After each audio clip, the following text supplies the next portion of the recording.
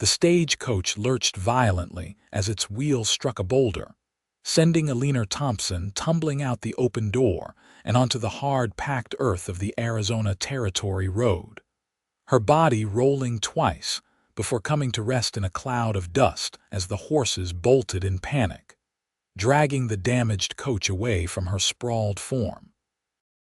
Pain shot through Eleanor's shoulder and hip as she tried to push herself upright, her vision swimming as the desert sun beat down mercilessly on her bonnet-covered head. The year was 1878, and she had been traveling to Superior, Arizona to take up a teaching position at the new schoolhouse, her entire life packed into the two trunks that were now disappearing down the road with the runaway stagecoach. She could hear the driver's shouts growing fainter, could see him struggling to regain control of the terrified animals, but she knew with sinking certainty that he would not be able to stop them anytime soon. Eleanor managed to sit up, wincing at the sharp ache in her side. Her traveling dress was torn at the sleeve, and she could feel a warm trickle of blood running down her elbow. The landscape stretched endlessly in all directions, dotted with scrub brush and the occasional saguaro cactus standing like sentinels under the blazing afternoon sky. She had no water, no shelter, and no idea how far she was from the nearest town. The sound of hoofbeats made her turn her head sharply, fear and hope warring in her chest. A lone rider was approaching at a steady pace, his silhouette dark against the bright horizon. Eleanor's heart hammered as the figure drew closer, and she could make out a tall man on a chestnut mare, his wide-brimmed hat pulled low over his face. Nathan Barrett reined in his horse about 10 feet from where the woman sat in the dirt, his keen brown eyes taking in her disheveled appearance and the way she held her left arm protectively against her body. He had been riding the fence line of his ranch when he had seen the stagecoach careening past in the distance, and his instincts had told him something was wrong.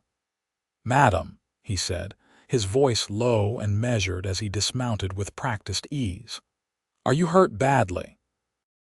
Eleanor looked up at him, squinting against the sun that haloed his head. He was perhaps in his mid-20s, with a strong jaw shadowed by several days' growth of beard and sun-bronzed skin that spoke of years spent outdoors. There was something steady in his gaze that made her feel minutely safer despite her vulnerable position. "I think my shoulder may be dislocated," she said, trying to keep her voice from shaking. "The coach hit a rock and I fell out. The driver could not stop the horses." Nathan nodded, dropping to one knee beside her without hesitation. "Let me take a look. I have some experience with injuries. Ranch work teaches you that real quick." He reached out his hand to her, palm up, and Eleanor found herself staring at it for a long moment. It was calloused and weathered, marked with small scars and the honest dirt of hard work. There was something profoundly simple about the gesture, an offer of help with no conditions attached, and she felt an unexpected surge of emotion tighten her throat. She placed her hand in his. Nathan's fingers closed around hers, warm and solid, and he helped her slowly to her feet. Eleanor swayed slightly, and his other hand came up to steady her at the waist, his touch careful and respectful. "Easy now," he said. "You have had a shock and the sun is not helping matters. My canteen is on my saddle. Let me get you some water first, then we will see about that shoulder." He kept hold of her hand as he guided her the few steps to where his horse waited patiently, and Eleanor found she had no desire to pull away. There was something grounding about his presence, something that made the vastness of the desert seem less threatening. Nathan released her only long enough to unhook his canteen, then pressed it into her free hand while maintaining his grip on the other. Eleanor drank gratefully, the tepid water tasting better than any tea she had ever had in Boston. "Thank you," she said when she had finished. "I am Eleanor Thompson. I was traveling to Superior to teach at the school there." Nathan Barrett, he replied, finally letting go of her hand so he could examine her shoulder more closely. I have a ranch about 5 miles south of Superior. This is my land you are on, actually. He moved behind her, his fingers probing gently at her shoulder through the fabric of her dress. Eleanor bit her lip against the pain, determined not to cry out. It is not dislocated, Nathan said after a moment. But you have bruised it badly, and there may be some strained muscles. You will need rest and cold compresses. The bleeding on your arm is superficial. We should get you cleaned up and into some shade before you suffer heat exhaustion on top of everything else. The stagecoach, Eleanor began, but Nathan shook his head. Will either stop on its own or make it to Superior. Either way, the driver will report what happened, and someone will come looking. But that could take hours, and you cannot wait here in this heat. My ranch house is much closer. I will take you there, get you settled, and then ride into town to sort everything out. Eleanor knew she should be wary of going off alone with a strange man, no matter how kind he seemed. The proprieties she had been raised with in Boston demanded that she refuse, that she insist on waiting for proper help. But the desert sun was merciless, her head was beginning to pound, and there was something in Nathan Barrett's steady gaze that made her trust him in a way she could not quite explain. I would be very grateful, she said quietly. Nathan nodded and moved to his horse, swinging up into the saddle with fluid grace. Then he reached down, offering her his hand again. Put your foot on mine and I will pull you up. You will have to ride in front of me. I hope that is not too improper, but it is the safest way. Eleanor took his hand for the second time, marveling at how natural it felt, and let him pull her up. She settled sideways across the saddle in front of him, her injured shoulder cradled against his chest as his arms came around her to hold the reins. The position was indeed improper, pressed against him as she was, but Eleanor found she could not bring herself to care. She was exhausted, hurting, and strangely comforted by the solid warmth of him at her back. Hold on, Nathan said softly, and she felt his breath stir the loose tendrils of hair that had escaped her bonnet. They rode at a walk, Nathan keeping the pace steady but gentle to avoid jostling her injuries. Eleanor closed her eyes, letting herself rest against him, and tried not to think about how different this was from anything she had ever experienced. In Boston, she had been courted by a banker's son, a proper young man who had never so much as held her hand without a chaperone present. The engagement had ended 6 months ago when he had decided that a schoolteacher was not a suitable wife for someone of his rising station. How long have you been ranching? She asked after a few minutes of silence, feeling she should make some effort at conversation. Since I was 18, Nathan replied. My father started the ranch, but he died of pneumonia 7 years ago when I was 21. My mother passed when I was just a boy, so it has just been me running things since. It is not a large spread, but it is good land, and the cattle do well. That must be hard, doing it all alone. I have 3 ranch hands who help with the heavy work and the cattle drives.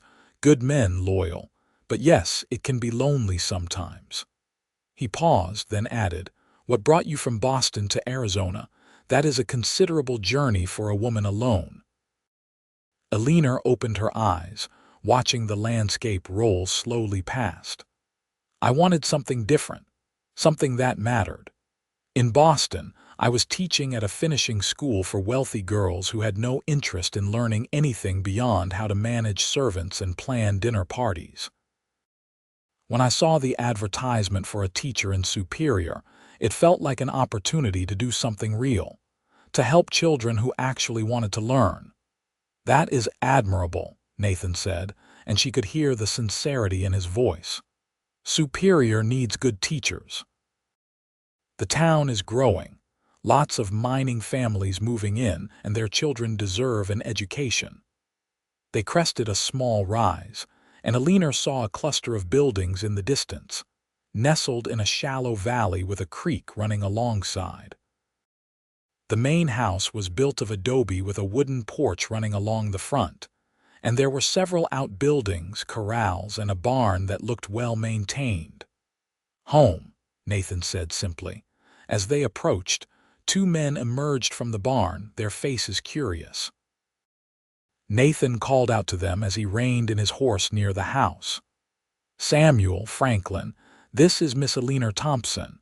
She was thrown from the stagecoach up on the North Road. I am taking her inside to tend to her injuries, and then I need one of you to ride to Superior and inform the sheriff what happened. Also find out if her luggage made it safely." The older of the two men, Samuel, who had gray streaking his dark hair, nodded immediately. "I will go right now, boss." "Miss Thompson, I hope you are not too badly hurt." "Thank you," Eleanor said, touched by the genuine concern in his voice. Nathan dismounted and then reached up to lift Eleanor down, his hand spanning her waist. He set her on her feet carefully, watching to make sure she was steady before releasing her. "Franklin, would you see to Ruby?" Nathan asked the younger ranch hand, indicating his horse.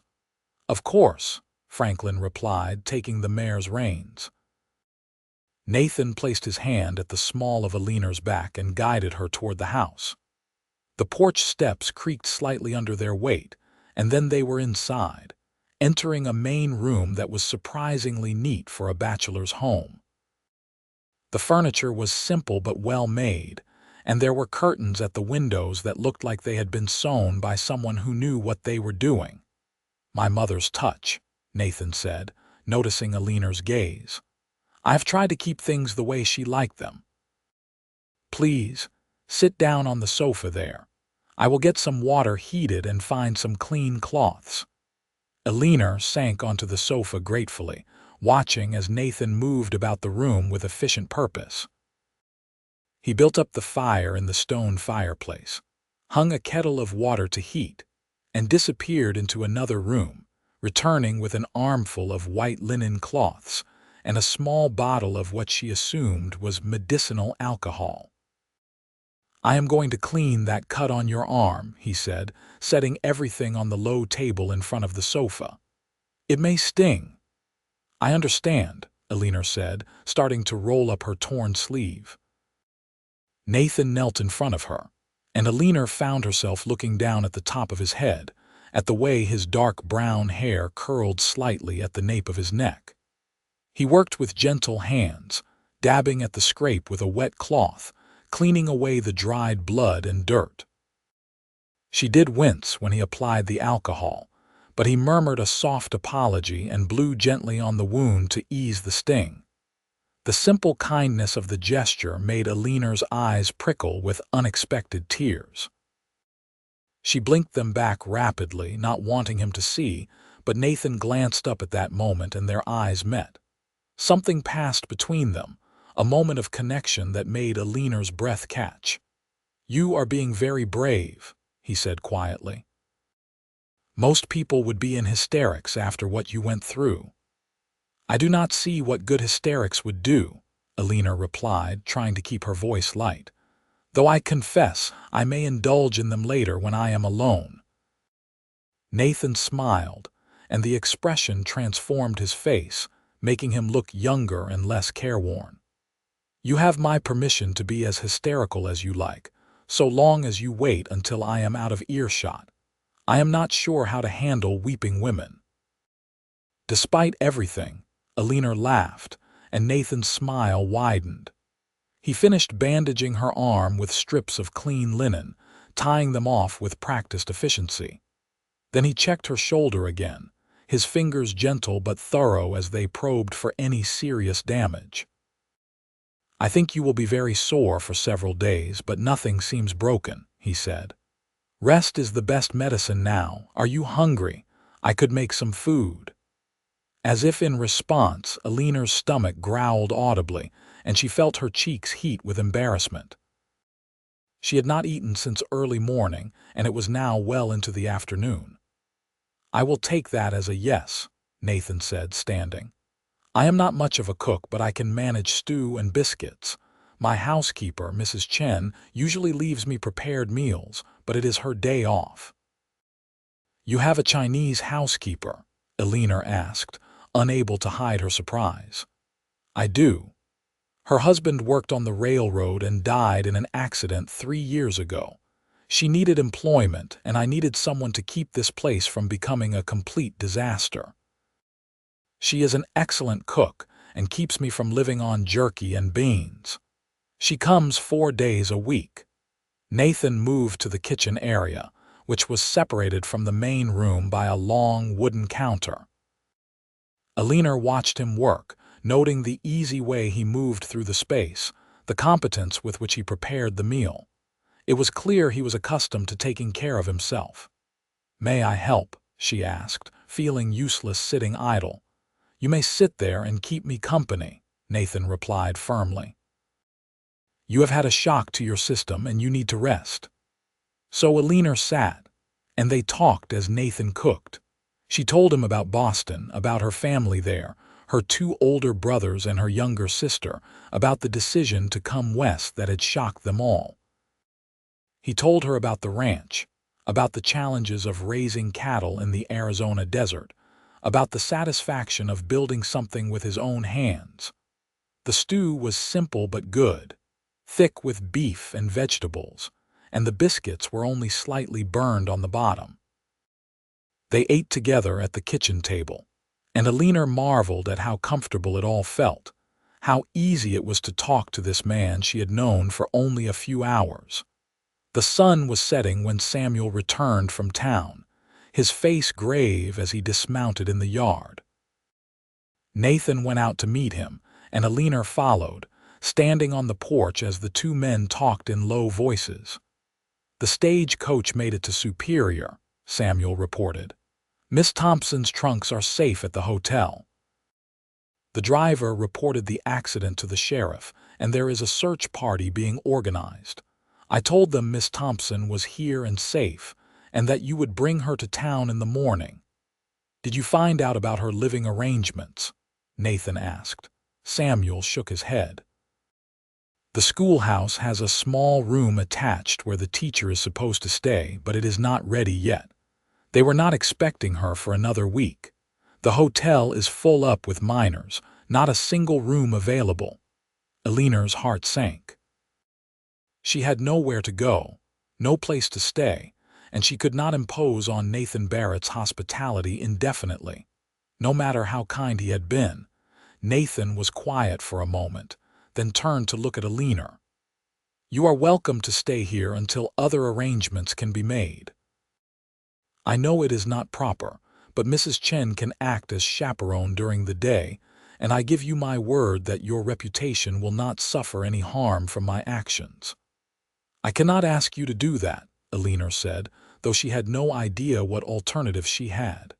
"You are not asking. I am offering.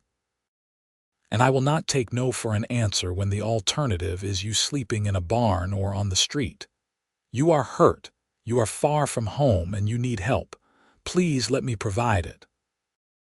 Eleanor looked into his earnest face and felt something shift in her chest, a sensation like a door opening onto a room she had not known existed. "Yes," she said softly. "Thank you. I accept." Samuel nodded his approval and headed back toward the bunkhouse where the ranch hands slept. Nathan and Eleanor stood on the porch in the gathering twilight, the air cooling rapidly as it always did in the desert after sunset. "I will sleep in the barn," Nathan said. "You can have my room. The sheets are clean. Mrs. Chen changed them just yesterday." "I cannot take your bed," Eleanor protested. "Yes, you can and you will. This is not negotiable, Miss Thompson." His tone was gentle but firm, leaving no room for argument. He showed her to his bedroom, a simple space with a large bed covered in a quilt that was clearly his mother's handiwork, a dresser, and a wooden chair. There was a basin and pitcher of water on the dresser, and Nathan lit the oil lamp that stood beside them.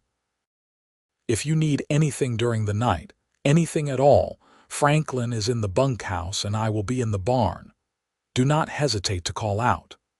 "Thank you, Nathan," Eleanor said, and it was the first time she had used his given name. It felt natural on her tongue, like she had been saying it for years. "You are welcome, Eleanor," he replied, and the sound of her name in his deep voice sent a shiver through her that had nothing to do with cold. He left, closing the door softly behind him, and Eleanor sank onto the edge of the bed. Her whole body ached, but it was a distant concern compared to the tumult of emotions swirling through her mind. She had been in Arizona for less than a day, had known Nathan Barrett for only a few hours, and yet she felt more connected to him than she had felt to anyone in her entire life. She changed into the nightgown that Nathan had thoughtfully provided, another remnant from his mother's belongings that Mrs. Chen had apparently kept laundered and stored. It was a bit large, but clean and soft from many washings. Eleanor crawled between the sheets, breathing in the faint scent of soap and something else, something masculine that she thought might be Nathan's own scent. Sleep should have come easily given her exhaustion, but instead she lay awake, staring at the ceiling, remembering the feel of his hand in hers, the solid warmth of his chest at her back as they rode, the gentle competence of his touch as he tended her wounds. She had come to Arizona seeking something different, something that mattered. She had not expected to find it in the form of a quiet rancher with kind eyes and calloused hands. In the barn, Nathan lay in the hayloft, his bedroll spread over the sweet-smelling hay, and found himself equally unable to sleep. He kept seeing Eleanor's face, the way she had looked at him when he offered his hand, the trust in her eyes as she accepted his help. He had helped plenty of people over the years. It was simply what decent folks did for each other in this hard land, but this felt different. She felt different. He told himself it was foolish, that he was a practical man who did not believe in love at first sight or any such romantic nonsense. But he could not deny the feeling that had settled in his chest when he looked at her, warm and sure, like coming home after a long journey. Morning came with the crow of a rooster, and Nathan rose, brushing hay from his clothes. He washed at the pump outside the barn, the cold water shocking him fully awake, and then headed to the house to start coffee and breakfast. He was surprised to find Eleanor already in the kitchen, moving carefully as she tried to figure out where everything was kept. "You should be resting," he said, and she turned to face him, her cheeks flushing slightly. "I wanted to be useful. You have been so kind, and I feel terrible being such a burden." "You are not a burden," Nathan said firmly. "You are a guest who has been injured. Please sit down." "I will make breakfast. We could make it together," Eleanor suggested, "if you do not mind me moving slowly. My shoulder is quite stiff this morning." They worked side by side in companionable silence, Nathan frying bacon and eggs while Eleanor mixed batter for flapjacks. It felt domestic and right in a way that Nathan had not experienced since his mother's death. The house had been so quiet for so long, and now it felt alive again with Eleanor's presence. Mrs. Chen arrived mid-morning, a small, energetic woman in her 50s with sharp eyes that missed nothing.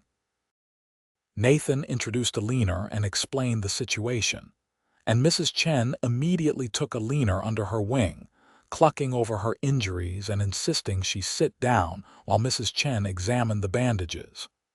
"You did good work, Mr. Nathan," she said approvingly after checking Eleanor's arm. "Clean and neat, she will heal well." "Nathan was very kind," Eleanor said. "I do not know what I would have done if he had not found me, Mrs." Chen looked between them with an expression that was knowing and pleased, but she said nothing, simply bustled off to begin her housework and prepare the noon meal. Nathan spent the morning catching up on ranch work, repairing a section of fence that had come down and checking on the herd in the south pasture. But his thoughts kept drifting back to the house, to Eleanor, wondering what she was doing, if she was comfortable, if her injuries were paining her too much. When he returned for the noon meal, he found Eleanor and Mrs. Chen deep in conversation about teaching methods and the challenges of educating children on the frontier. Eleanor's face was animated, her eyes bright with enthusiasm as she talked about her plans for the superior school. "There is so much potential here," she was saying. "These children are hungry to learn, to have opportunities their parents never had. I want to teach them not just reading and arithmetic, but critical thinking, science, history. I want to open up the world to them." "You will be a good teacher," Mrs. Chen said with conviction. "You have passion. That is most important thing." Lunch was a lively affair, the three of them talking and laughing around the kitchen table. Nathan found himself relaxing in a way he rarely did, letting down the walls he had built over the years of solitary living. Eleanor drew him out, asking questions about his life, his dreams, the things he cared about, and he found himself answering with an honesty that surprised him. After Mrs. Chen left for the day, Nathan suggested they sit on the porch to catch the afternoon breeze. Eleanor agreed readily, and they settled into the two wooden rocking chairs that sat on either side of the front door. "I should go into town tomorrow," Eleanor said after a few minutes of peaceful silence. "I need to check on the schoolhouse situation and retrieve my belongings from the hotel." "I will take you," Nathan said. "I need to pick up some supplies anyway, and I want to make sure the arrangements for your lodging are suitable. You have already done so much for me. I cannot keep imposing on your time and generosity."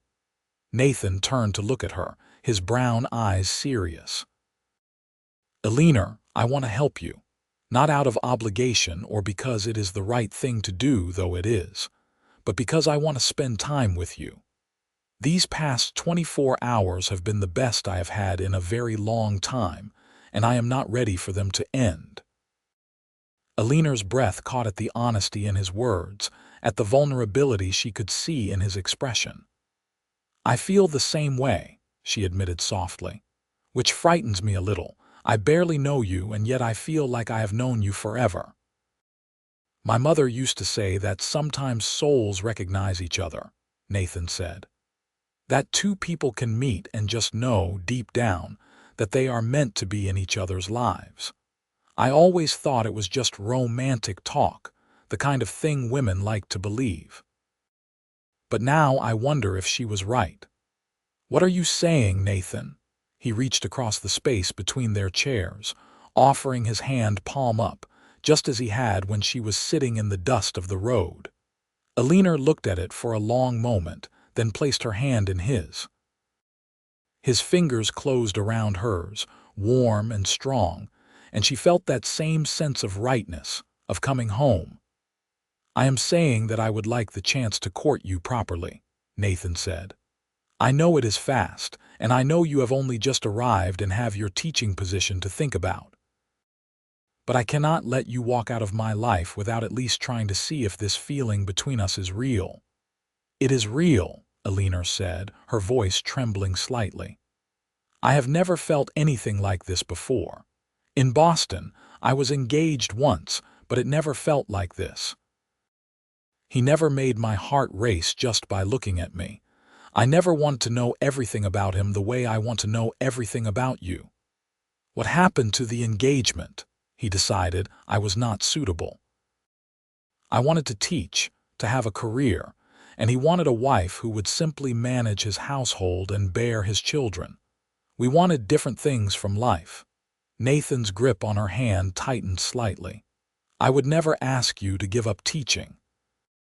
I can see how much it means to you, how passionate you are about it. That is part of who you are, and I would not want to change that." "You barely know who I am," Eleanor pointed out, though her heart was singing at his words. "Then let me learn. Let me spend every day learning more about you, all the things that make you who you are. Let me earn the right to hold your hand not just in crisis, but in everyday moments. Let me prove to you that this is not just infatuation or circumstance, but something real and lasting." Eleanor felt tears prick her eyes, but they were happy tears, born of hope and possibility. "Yes," she said. "Yes, I would like that very much." They sat together as the sun tracked across the sky, hands clasped, talking about everything and nothing. Nathan told her about his dreams of expanding the ranch, of building a legacy that would outlast him. Eleanor shared her hopes for the school, for the difference she wanted to make in the children's lives.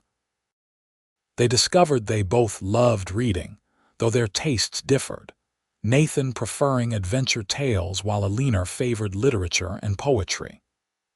They laughed about their mutual inability to carry a tune, and Nathan promised to take her riding when her shoulder had healed properly. The evening meal was a quiet affair, both of them content to simply be in each other's presence. Nathan insisted Eleanor rest while he cleaned up, and she did not argue, settling on the sofa with a book from Nathan's modest collection. She must have dozed off, because the next thing she knew, Nathan was gently shaking her shoulder. "Eleanor, you should get into bed properly. You will have a terrible crick in your neck if you sleep on the sofa all night." She blinked up at him sleepily, and without thinking, reached up to touch his face, her fingers tracing the strong line of his jaw. Nathan went very still, his eyes darkening, and Eleanor suddenly realized what she was doing and pulled her hand back. "I am sorry, I did not mean to be forward," she stammered. "Do not apologize," Nathan said, his voice rougher than usual. "I have been wanting to touch you all day to see if your skin is as soft as it looks. But I am trying very hard to be a gentleman and respect the boundaries of proper courtship." "What if I do not want you to be quite so much of a gentleman?" Eleanor asked, surprising herself with her own boldness. Nathan let out a long breath. "Eleanor, you have been through a traumatic experience. You are staying in my home without proper chaperone at night, and you are vulnerable. I will not take advantage of that, no matter how much I might want to kiss you right now." The admission that he wanted to kiss her sent a thrill through Eleanor that she felt all the way to her toes. "When then?" she asked. "When would it be appropriate?" "When you are properly settled in Superior, when you have had time to think clearly without the confusion of crisis and gratitude, when we have courted properly for a respectable amount of time. Then, if you still want me to kiss you, I will. And it will be worth the wait, I promise you that." Eleanor stood, swaying slightly as her sore muscles protested. Nathan steadied her with a hand at her elbow, ever careful, ever respectful. "You are a good man, Nathan Barrett," she said softly. "I am trying to be the man you deserve," he replied.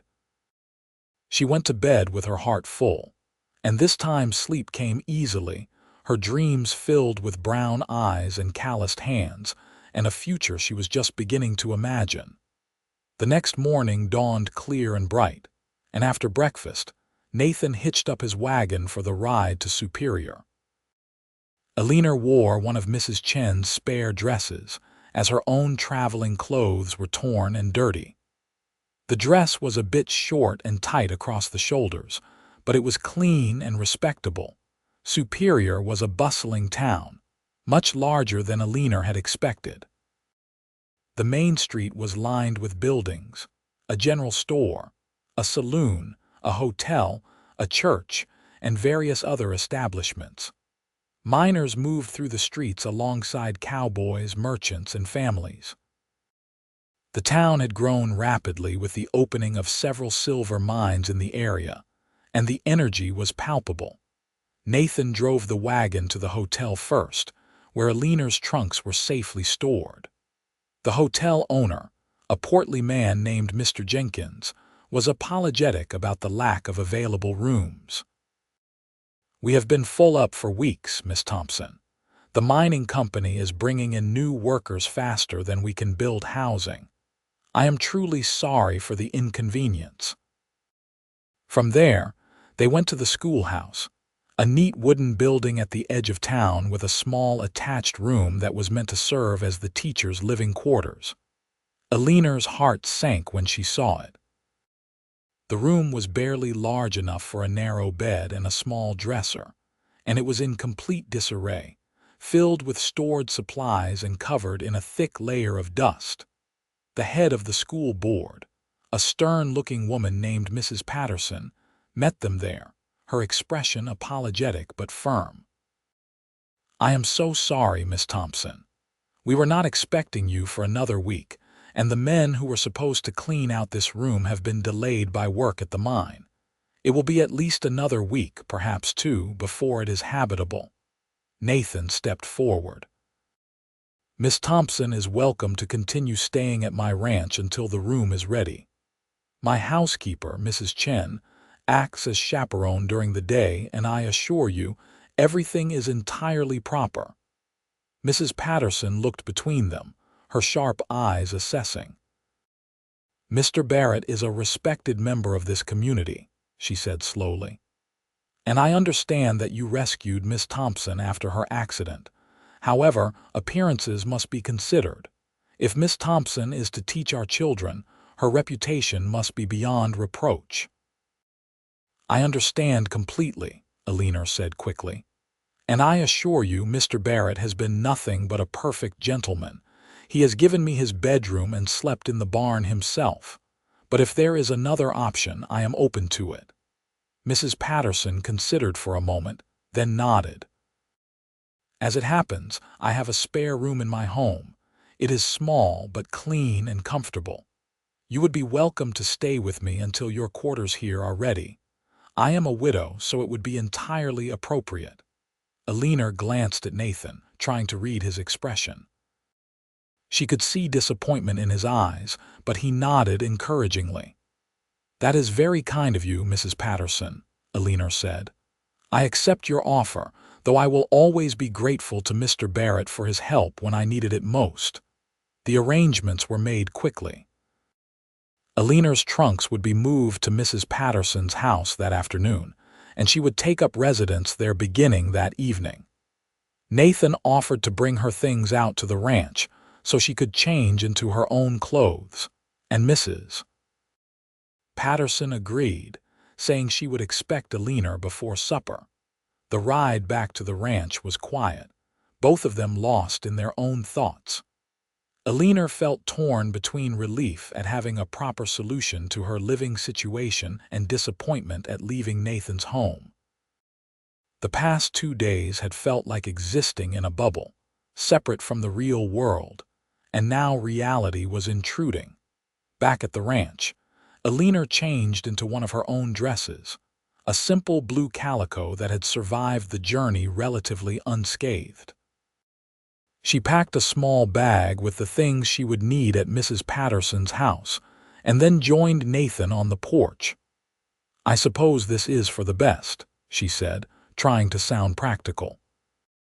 It would not do for the new school teacher to be the subject of gossip before she has even taught her first lesson. "No, I suppose it would not," Nathan agreed, "but I will miss having you here. The house is going to feel very empty." "I will miss being here. I have never felt so at home anywhere as I have in the past 2 days." Nathan took her hand, threading his fingers through hers. "This does not change anything between us, Eleanor. I still want to court you. I will come calling properly, bring you flowers, take you to church socials, do all the things that courting couples do. We will just have to do it under the watchful eyes of the entire town rather than in the privacy of my ranch." Eleanor laughed despite herself. "That does sound rather intimidating. You will be wonderful. Everyone will love you just as I—" He stopped abruptly, his eyes widening slightly as if he had almost said something he had not meant to. "Just as you what?" Eleanor prompted softly. "Just as I am coming to love you," Nathan finished, his voice quiet but steady. "I know it is too soon to say such things, that I should wait a respectable amount of time before declaring my feelings. But I have never been good at pretending, Eleanor. The truth is, I think I started falling in love with you the moment you put your hand in mine on that dusty road, and every moment since has only made me more certain." Eleanor felt her eyes fill with tears, happy tears that spilled over and ran down her cheeks. "I think I started falling in love with you then too," she whispered. "I thought I was just grateful that my feelings were born of crisis and relief, but it is more than that, so much more." Nathan lifted his free hand to cup her cheek, his thumb brushing away her tears. "When you are settled, when enough time has passed that no one can question the propriety of it, I am going to ask you to marry me, Eleanor Thompson. I want you to know that now, so you can be thinking about your answer." "I do not need time to think about my answer," Eleanor said, covering his hand with hers. "It is yes. It will always be yes. Even so, we will do this properly. I will court you, win the approval of the town, make sure everyone knows that you are a respectable woman of excellent character. And then, when the time is right, I will ask, and you can say yes in front of witnesses so everyone knows you accepted me of your own free will with a clear head and honest heart. You are a very stubborn man, Nathan Barrett." "Yes, I am, particularly about things that matter." "And you, Eleanor Thompson, matter more than anything else in my life." They stood there for a long moment, hands clasped, foreheads nearly touching, breathing the same air. Eleanor knew that propriety demanded they maintain distance, that Nathan's insistence on doing things properly was right and wise. But oh, how she wanted him to kiss her, to feel his lips on hers, to express physically what they had both admitted with words. "I should take you to Mrs. Patterson's house," Nathan said finally, though he made no move to step away. "Before I forget myself and do something we would both regret, like kissing you senseless on my front porch." "I do not think I would regret that," Eleanor said with a small smile. "No, but I would. Because when I kiss you for the first time, I want to know that I have earned the right, that I have courted you properly and won your heart through my actions as well as my words. I want it to be perfect, something we will remember for the rest of our lives." Eleanor sighed but nodded, recognizing the wisdom in his words even as her heart protested the delay. "Very well, take me to Mrs. Patterson's, but know that I will be counting the days until you deem it appropriate to court me properly." "As will I," Nathan said fervently. The ride to Superior was bittersweet, Eleanor's hand resting in Nathan's on the wagon seat between them. When they arrived at Mrs. Patterson's neat little house at the edge of town, Nathan helped Eleanor down and carried her bags to the door. Mrs. Patterson greeted them with stern propriety, thanking Nathan for his assistance, and then ushering Eleanor inside with barely a chance for them to say goodbye. Eleanor managed one last look over her shoulder, meeting Nathan's eyes, and the promise she saw there made her heart flutter. The days that followed fell into a pattern. Eleanor spent her mornings preparing lessons for when school would start, her afternoons helping Mrs. Patterson with household chores in exchange for her lodging, and her evenings in anticipation of Nathan's visits. He came calling every other day, always properly announced, always staying in the parlor with Mrs. Patterson sitting in the corner as chaperone, her knitting needles clicking away as she pretended not to listen to their conversation. Nathan brought Eleanor wildflowers picked from the rangeland, their bright colors a stark contrast to the desert landscape. He brought her books from his collection, and they discussed literature and philosophy, and the future of the West. He told her stories about his childhood, about growing up on the ranch, about his mother's gentle nature and his father's stern but fair discipline. Eleanor shared stories of Boston, of her brothers and sister, of the city she had left behind. She told him about her decision to become a teacher, about the first time she had stood in front of a classroom and felt she had found her calling. They talked about their dreams, their hopes, their fears. On Sundays, Nathan escorted Eleanor to church, and afterward they joined the community for social gatherings. Eleanor met the families whose children she would be teaching, and she felt her excitement grow for the start of the school year. The people of Superior were welcoming, their initial curiosity about the new teacher from Boston giving way to genuine friendliness.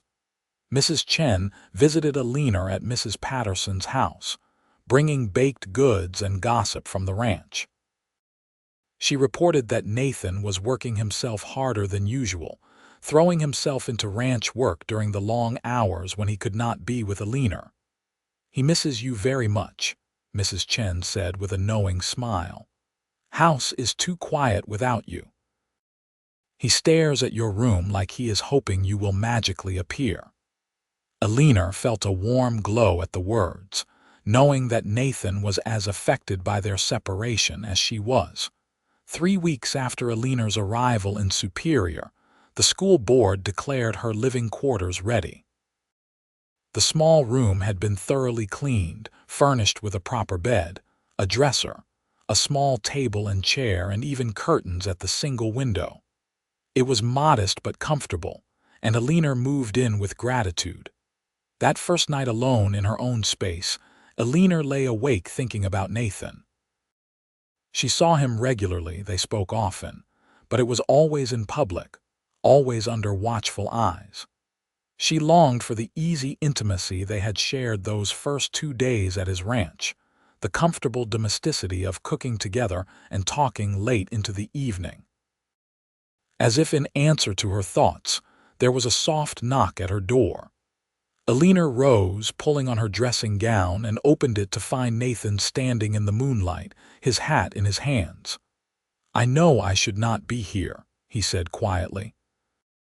"But I saw your light still burning and I could not pass by without at least saying hello. I was just heading home from checking on a sick calf at the Henderson place." "Come in," Eleanor said impulsively, glancing around to make sure no one was watching. "Just for a moment." Nathan stepped inside and Eleanor closed the door behind him. The room suddenly felt very small with his tall frame filling it, his presence overwhelming in the intimate space. "This is nice," Nathan said, looking around. "Small, but you have made it cozy already. It will do until—" Eleanor trailed off, not wanting to presume. "Until you marry and move into your husband's home," Nathan finished for her. "Which I hope will be soon if the stubborn woman I am courting will agree to a reasonably short engagement once I finally get around to proposing properly." "How short of an engagement are we talking about?" Eleanor asked, a smile tugging at her lips. "Well, I figure I need to court you for at least 2 more months to satisfy propriety, then perhaps a month engagement so you can plan a modest wedding. So 3 months total before you become Mrs. Nathan Barrett. Does that seem reasonable? It seems like an eternity," Eleanor said honestly, "but I understand the necessity." Nathan set his hat on the table and crossed the small space between them. "May I hold you?" he asked. "Just hold you, nothing improper." "I have missed you so much, Eleanor. These past weeks seeing you only in public, always having to maintain proper distance, it has been torture." "Yes," Eleanor breathed. "Please." Nathan gathered her into his arms, and Eleanor melted against him, her head resting on his chest, his heart beating steady and strong beneath her ear. His arms came around her, solid and warm, and she felt safe in a way that went beyond physical protection. "This is dangerous," Nathan murmured into her hair. "Being alone with you like this. I am trying very hard to be honorable, but you test my resolve, Eleanor Thompson." "Good," Eleanor said, tilting her head back to look up at him. "Because you test mine as well, and I would hate to suffer alone." Nathan's eyes darkened, his gaze dropping to her lips. "I want to kiss you so badly right now." "What is stopping you?" "My promise to myself that I would do everything properly, that I would not give anyone reason to question your virtue or my honor. We are alone, unchaperoned in your bedroom." This is exactly the kind of situation that ruins reputations. The door is closed, the curtains are drawn, no one knows you are here. And I trust you, Nathan. I trust you to honor me even in the absence of witnesses. You humble me, Nathan said softly. Very well. If you truly want me to, I will kiss you, Eleanor. But just one kiss, and then I must leave before I am tempted to stay longer than wisdom allows. One kiss, Eleanor agreed, her heart racing. Nathan cupped her face in both his hands, his calloused thumbs stroking her cheeks as he looked into her eyes. I love you, he said. I want you to know that, to hear it clearly before I kiss you. This is not lust or infatuation. This is love, true and deep and lasting. I love you too, Eleanor whispered. So very much. Nathan lowered his head slowly, giving her every chance to change her mind, and then his lips met hers. The kiss was gentle at first, almost reverent, but as Eleanor's hands came up to grip his shoulders as she rose on her toes to press closer, it deepened. Nathan's arms tightened around her, pulling her against him, and Eleanor felt like she was dissolving, like every nerve in her body was on fire. The kiss seemed to last forever and end too soon all at once. Nathan pulled back, breathing hard, his forehead resting against hers. That was worth waiting for, Eleanor said shakily. That was just a preview, Nathan replied, his voice rough. When you are my wife, when I can kiss you whenever I want without propriety holding me back, I am going to kiss you until neither of us can remember our own names. Eleanor laughed, breathless and giddy. Is that a promise? That is a solemn vow. Now I really must go before I forget myself completely. He stepped back, picking up his hat, his eyes never leaving her face. I will see you Sunday at church, and then perhaps you would do me the honor of joining me for a picnic afterward, properly chaperoned, of course. I will ask Mrs. Chen to prepare a basket and accompany us. I would love that, Eleanor said. Nathan moved to the door, then turned back for one last look. Sleep well, my love, dream of me. Always, Eleanor promised. After he left, Eleanor sank onto her bed, her fingers touching her lips where the sensation of his kiss still lingered. 3 months suddenly seemed like a very long time indeed. The school year began the following week, and Eleanor threw herself into her work with passion. She had 23 students ranging in age from 6 to 14, children of miners and ranchers and shopkeepers. They were bright and eager, hungry for knowledge, and Eleanor loved every challenging, exhausting moment. Nathan came to her classroom one afternoon, bringing fresh milk from the ranch for the children's midday meal. The students were curious about the tall cowboy who looked at their teacher with such open affection, and one bold little girl named Sarah asked if Mr. Barrett was Miss Thompson's sweetheart.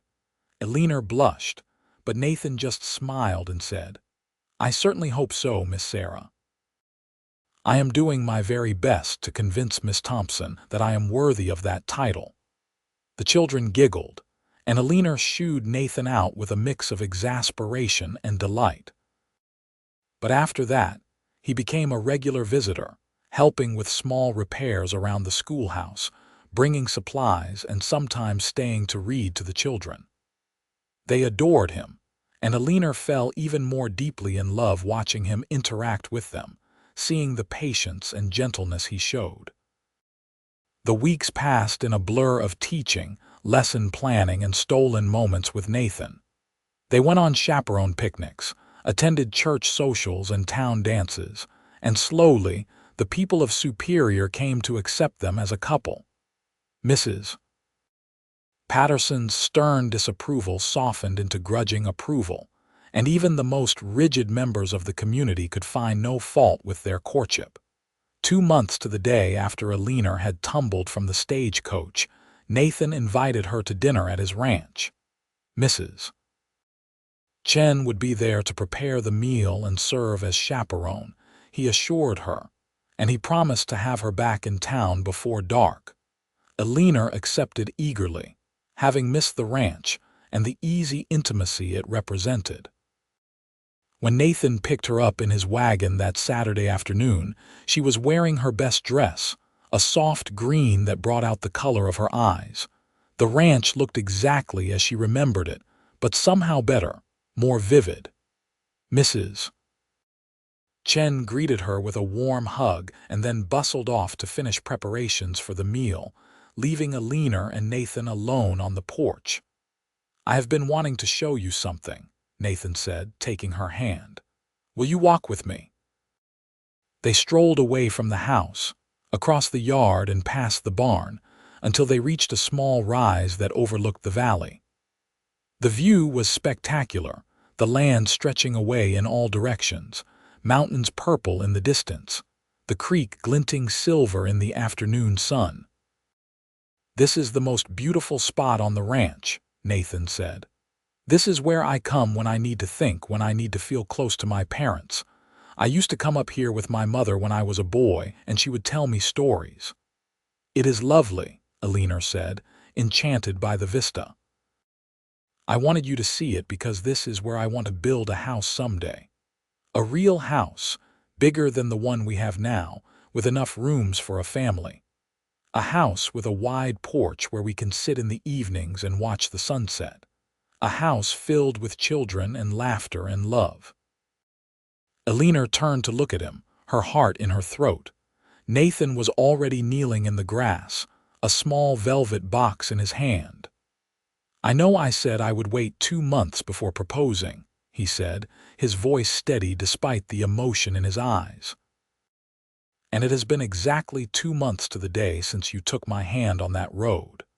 Since then, you have become the center of my world, Eleanor. You have brought light and laughter into my life. You have given me a reason to dream of the future instead of just surviving day to day.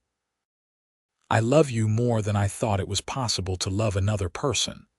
He opened the box, revealing a simple gold band with a single small diamond. "This was my mother's ring.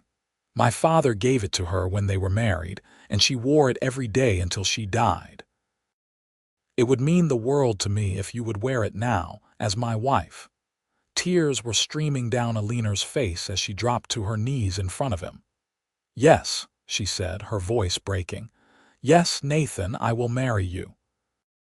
I will wear your mother's ring and be your wife and build that house with you, and fill it with all the love and laughter and children we can manage." Nathan slipped the ring onto her finger, and it fit perfectly, as if it had been made for her. Then he pulled her into his arms and kissed her thoroughly, with none of the restraint he had shown before. Eleanor kissed him back with equal passion, pouring all her love and longing into the embrace. When they finally pulled apart, both breathless and grinning, Nathan said, "I know you wanted a short engagement. How does 3 weeks sound? That will give you time to send word to your family in Boston, and we can have a simple ceremony here in Superior." "3 weeks sounds perfect," Eleanor agreed. They walked back to the house hand in hand, the ring glinting on Eleanor's finger, both of them filled with joy so intense it felt like it might overflow. Mrs. Chen took one look at their faces when they entered the kitchen and let out a delighted cry. "You ask? She say yes. I knew it." She hugged them both, talking rapidly in a mix of English and Chinese, her happiness for them evident in every word. The meal was a celebration, Mrs. Chen having prepared all of Nathan's favorite dishes. They talked about wedding plans, about where Eleanor would live during the brief engagement, about the future stretching bright and promising before them. When Nathan drove Eleanor back to town that evening, she sat pressed close against his side, his arm around her shoulders, both of them reluctant to part even for a single night. 21 days, Nathan said as he walked her to her door, "and then you will be mine forever." "I am already yours," Eleanor said softly. "The ring just makes it official."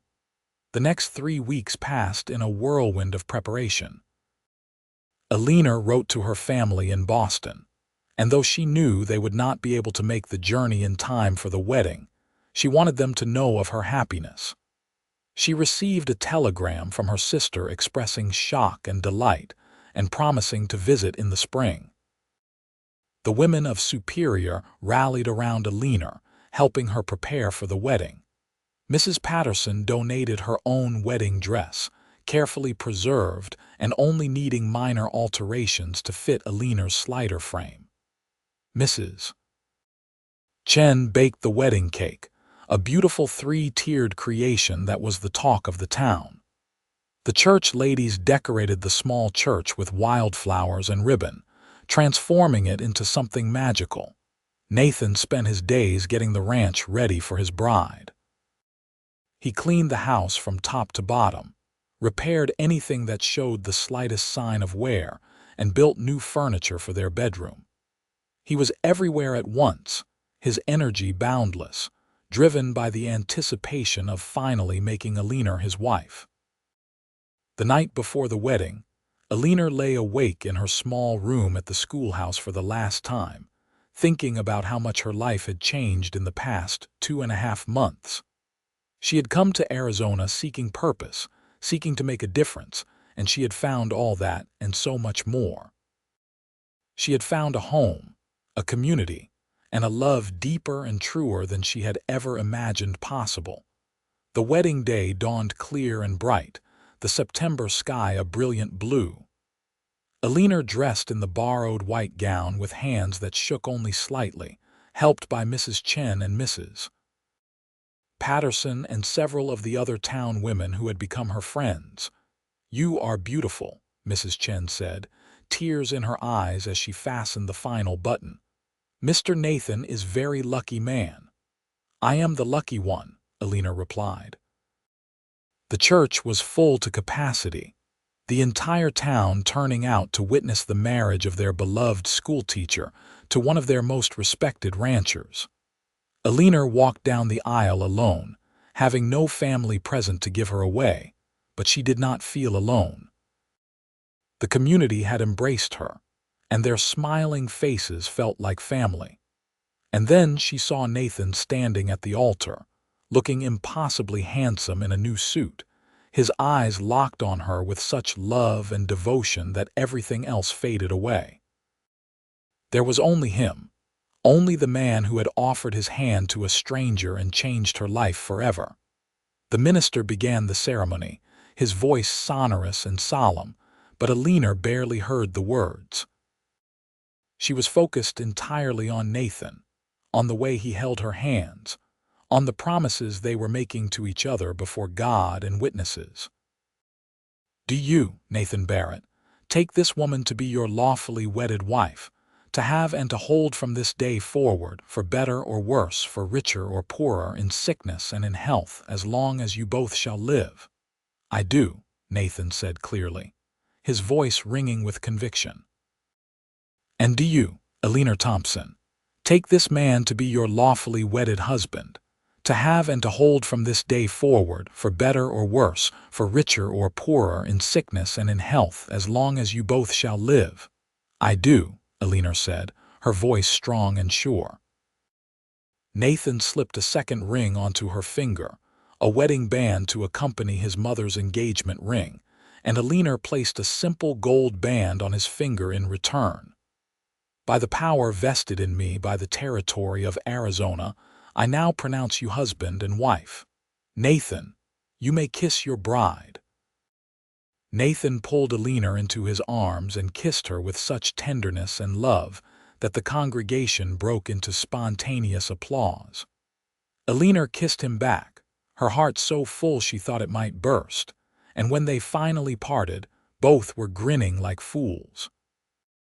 They walked back down the aisle hand in hand, husband and wife, and emerged from the church into the bright sunshine to a shower of rice and wildflower petals thrown by the delighted crowd.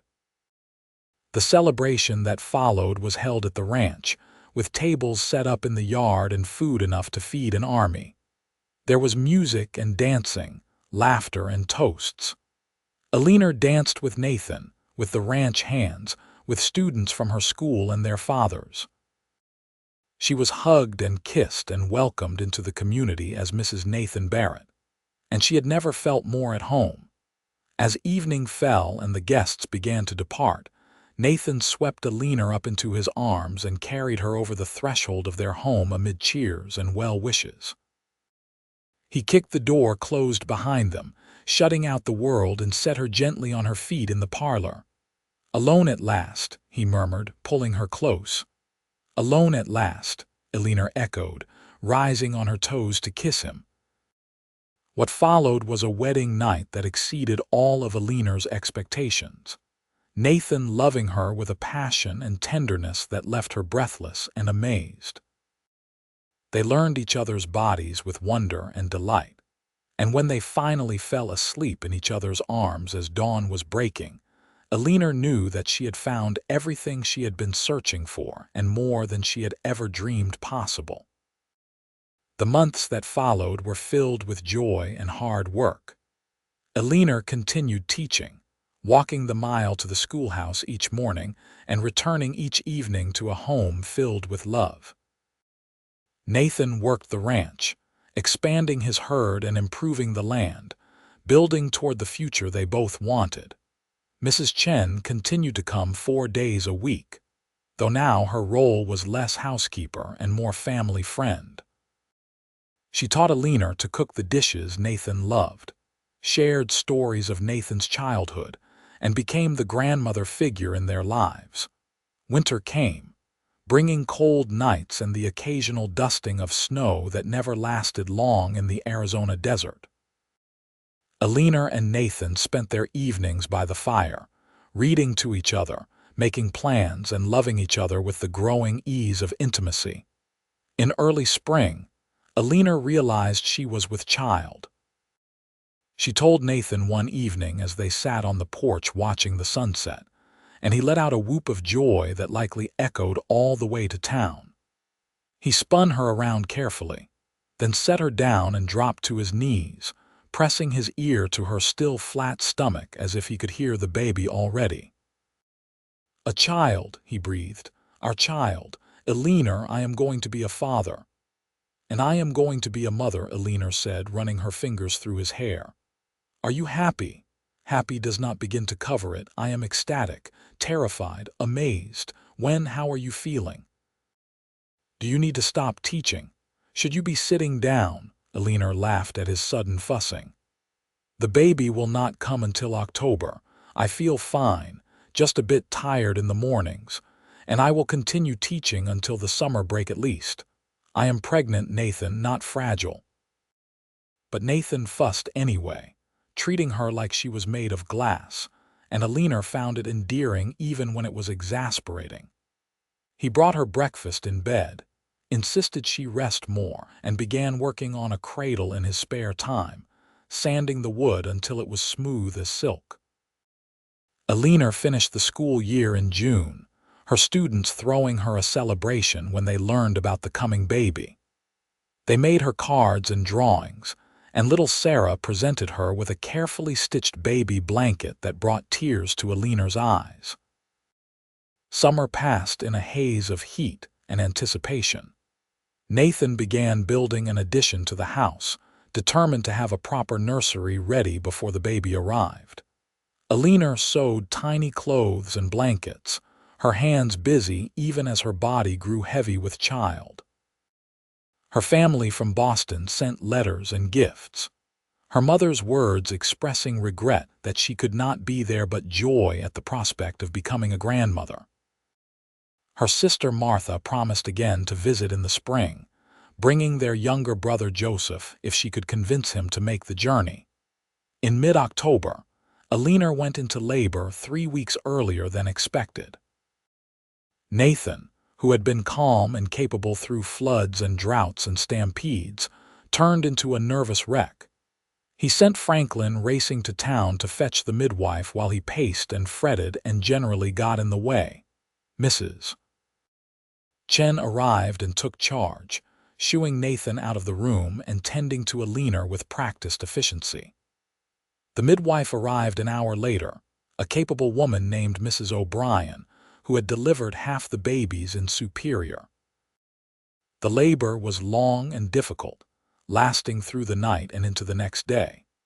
Nathan wore a path in the porch boards with his pacing, and Samuel had to physically restrain him from bursting into the bedroom several times when Eleanor's cries of pain became too much for him to bear.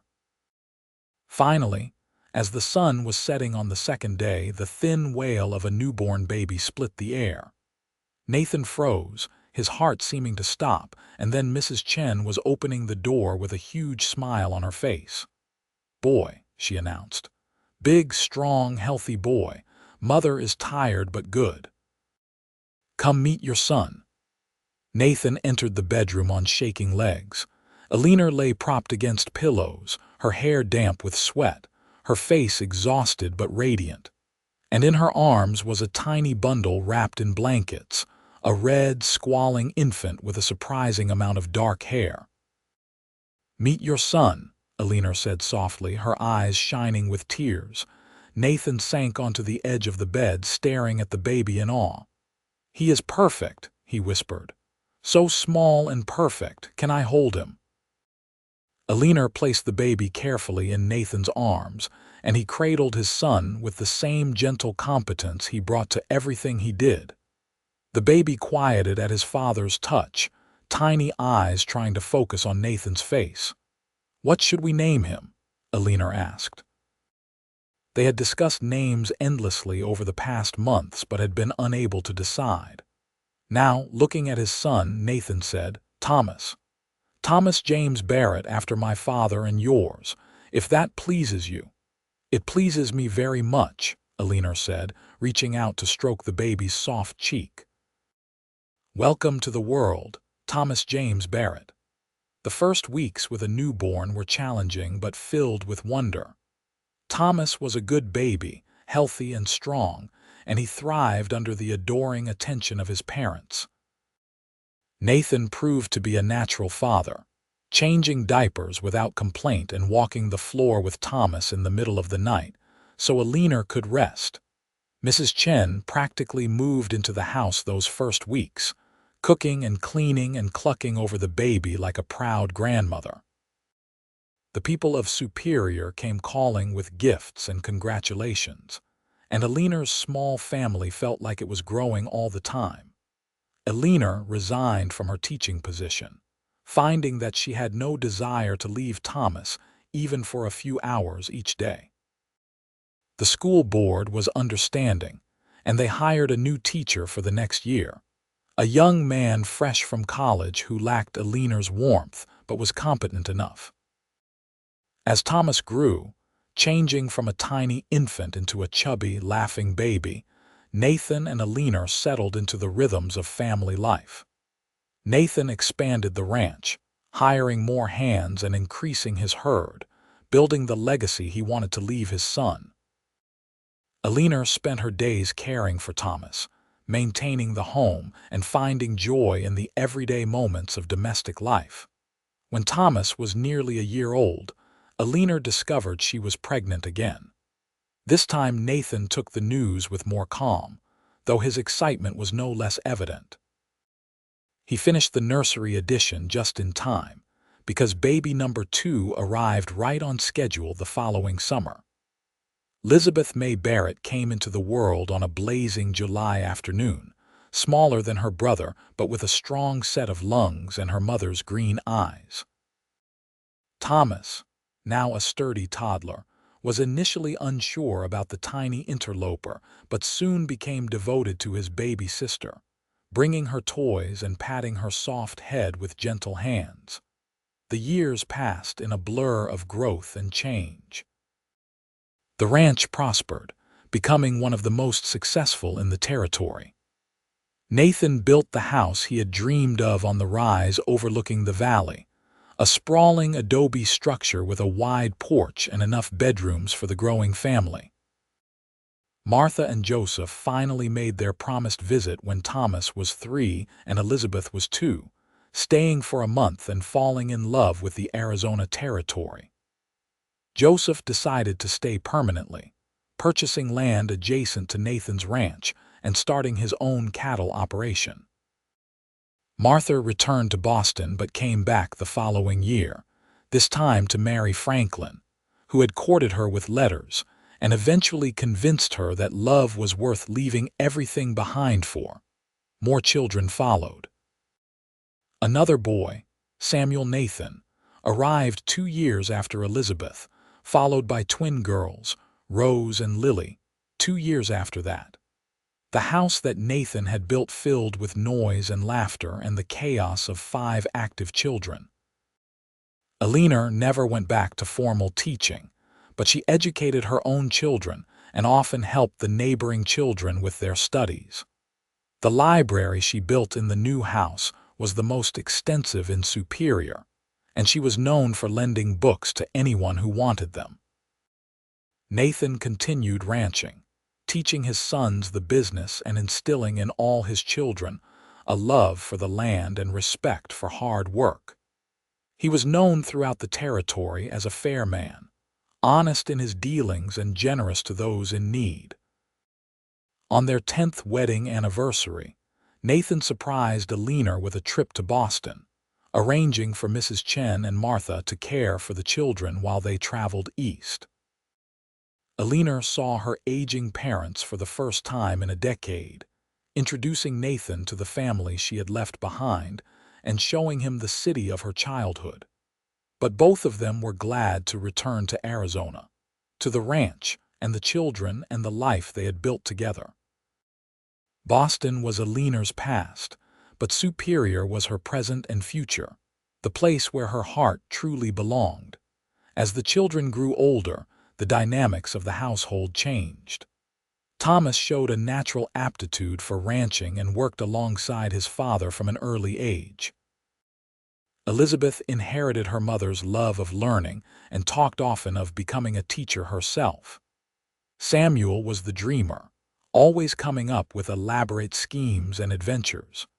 The twins were inseparable, finishing each other's sentences and sharing a bond that went beyond normal sisterly affection. Through it all, Nathan and Eleanor's love remained the foundation on which everything else was built. They still sat on the porch in the evenings, still held hands when they walked, still looked at each other with the same love and devotion that had been there from the very beginning. Nathan often thought back to that day on the dusty road when he had offered his hand to a stranger. It had been pure instinct, the simple human response to someone in need. He could not have known then that the frightened woman in the torn dress would become the center of his entire world, that the simple act of helping her would change the course of his life forever. Eleanor thought often of how close she had come to never knowing this life.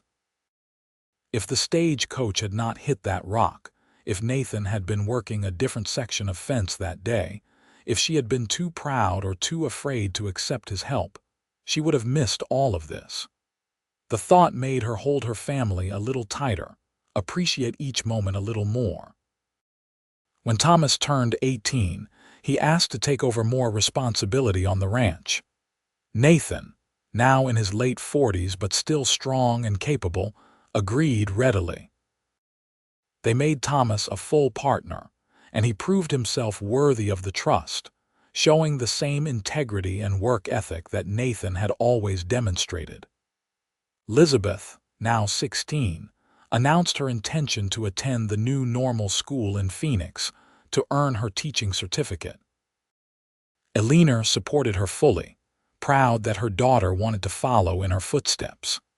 Nathan was more reluctant to let his little girl go but ultimately could not deny her the opportunity to pursue her dreams. Samuel, at 14, was still trying to figure out who he wanted to be, and the twins, now 12, were just beginning to show their individual personalities beneath their identical features. As Eleanor approached her 40th birthday, she found herself pregnant one last time, a surprise baby that no one had expected. Nathan was overjoyed, as excited about this child as he had been about Thomas all those years ago. The children ranged from thrilled to mortified, depending on their ages, but all rallied around their mother when the pregnancy proved more difficult than her previous ones. Nathaniel Robert Barrett, named for his father and his mother's father, arrived safely if dramatically on a snowy January night. He was small but healthy, and he became the adored baby of the family, spoiled by his older siblings and parents alike. Eleanor's teaching days might have been behind her, but she was never idle. She served on the school board, worked with the church to establish a lending library, and advocated for better conditions for the mining families who were the backbone of Superior's economy. She became known as a voice for fairness and education, respected throughout the territory. Nathan, too, became a community leader, serving on the town council and helping to mediate disputes between ranchers and miners, between settlers and the Apache who still lived in the region. He was known for his fairness and his ability to see all sides of a situation, and he worked tirelessly to build bridges between different groups. As they grew older, as their children grew up and started families of their own, Nathan and Eleanor watched their legacy expand beyond anything they had imagined that first day on the dusty road. Thomas married a rancher's daughter and gave them 3 grandchildren. Elizabeth became a beloved teacher in Phoenix and married a newspaper editor. Samuel eventually found his calling as a veterinarian, tending to the animals throughout the territory. The twins both married and stayed close to home, their children growing up as close as they themselves had been. And young Nathaniel, the surprise baby, grew into a bright, curious boy who showed every sign of being the best of all his siblings, combining Thomas's practical sense, Elizabeth's love of learning, Samuel's creativity, and the twins' loyalty. On their 30th wedding anniversary, Nathan and Eleanor stood on the porch of the house he had built, looking out over the land that had been their livelihood and their home. The sun was setting, painting the sky in shades of orange and pink and purple, and in the distance they could hear the laughter of grandchildren playing in the yard. "You ever regret it?" Nathan asked, his arm around Eleanor's waist. "Leaving Boston, coming to this wild place, binding your life to a cowboy you barely knew." Eleanor leaned into him, fitting against his side as perfectly as she had 30 years earlier. "Not for a single moment," she said truthfully. "This life, this family, this love, it is more than I ever dreamed possible. What about you? Do you ever regret offering your hand to that stranger on the road?" Nathan brought her hand to his lips, kissing the fingers that still wore his mother's ring alongside the simple wedding band. "Regret? Eleanor, offering you my hand was the smartest thing I ever did. Taking my hand and never letting go was the smartest thing you ever did. Together, we built something beautiful." "We did," Eleanor agreed, tears of happiness pricking her eyes. "We really did." They stood together as the sun sank below the horizon, as the stars began to emerge in the darkening sky, as the first cool breeze of evening stirred the air. Inside the house, they could hear Mrs. Chen, now in her 80s but still spry, calling everyone to dinner. They could hear the thunder of young feet, the happy chaos of family. Nathan turned Eleanor to face him, cupping her face in his hands just as he had all those years ago when he kissed her for the first time. "I love you," he said. "I have loved you from the moment you put your hand in mine, and I will love you until the day I die and beyond." "I love you too," Eleanor said. "Thank you for offering your hand to a stranger that day. Thank you for giving me this life, this family, this love." "Thank you for taking it," Nathan replied, "and for never letting go." They kissed then, a long, sweet kiss full of 30 years of love and partnership and devotion. And when they finally pulled apart and walked hand in hand back into the warm, bright house filled with the people they loved most in the world, They knew that they had everything that mattered. The story of how Nathan Barrett had offered his hand to Eleanor Thompson on a dusty Arizona road became family legend, told and retold to children and grandchildren and great-grandchildren. It became the foundation of a legacy that stretched across generations, a reminder that sometimes the most important moments in life come when we extend our hand to a stranger, when we trust enough to take that offered hand, and when we love enough to never let go. Nathan and Eleanor lived to see their golden anniversary, surrounded by children and grandchildren and great-grandchildren, still holding hands, still in love, still grateful for that day when fate and a runaway stagecoach brought them together. When Nathan finally passed at the age of 78, Eleanor grieved deeply, but found comfort in the family they had built and the love they had shared. She followed him 18 months later, dying peacefully in her sleep with her children around her. They were buried side by side on the rise overlooking the valley, in the spot where Nathan had proposed all those years ago. Their gravestone was simple, bearing their names and dates and a single inscription that summed up their entire story. He offered his hand. She took it and never let go. The ranch stayed in the family for generations, the house they built remaining a gathering place for descendants who came to remember and to celebrate the love story that had started it all.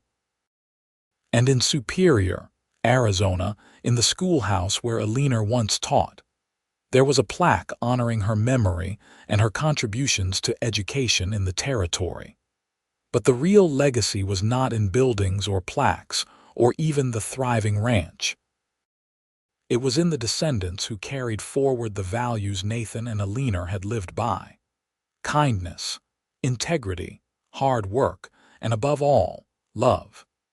It was in the family stories passed down through the years, in the example they set of what a marriage could be when built on mutual respect and devotion. And somewhere in whatever comes after this life, Nathan and Eleanor were together still, hands clasped, hearts intertwined, two souls who had recognized each other in an instant and chosen to walk through life together, never letting go, loving each other through every joy and every sorrow, every triumph and every challenge, from that dusty road in 1878 to eternity.